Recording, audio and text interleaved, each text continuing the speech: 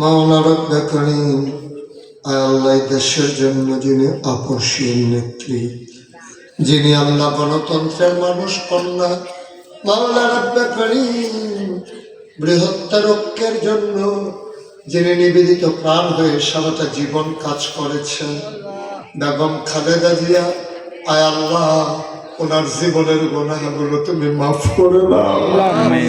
আয় আল্লাহ ওটাকে তুমি কবুল আর মঞ্জুর করে নাও।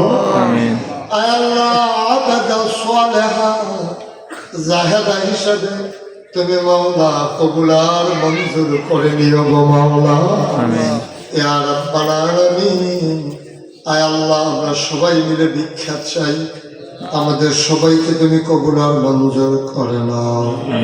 আয় আল্লাহ মাওলা রব্বে করিম, এটিএম মিজানুর রহমান দীর্ঘ সময় নিয়ে বসে বসে চোখের পানি ছেড়ে দিয়ে কাঁদতেছেন মাওলা।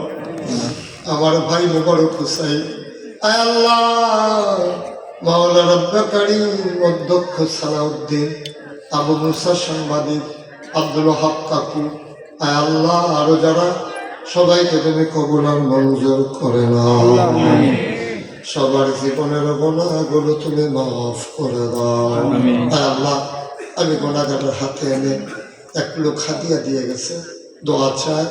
আয় আল্লাহ যত মানুষ দোয়া চাইছে আর যত মানুষ দোয়া চাইবে সবগুলা হাত তুমি মাওলা কবুল আর মঞ্জুর করে নাও।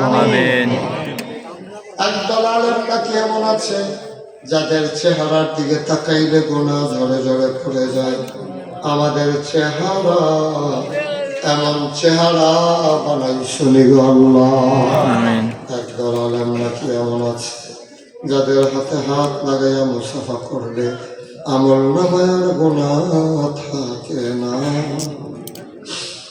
আমরা গুনাহগারের হাত এমন হাত বানাই শুনি গো আল্লাহ।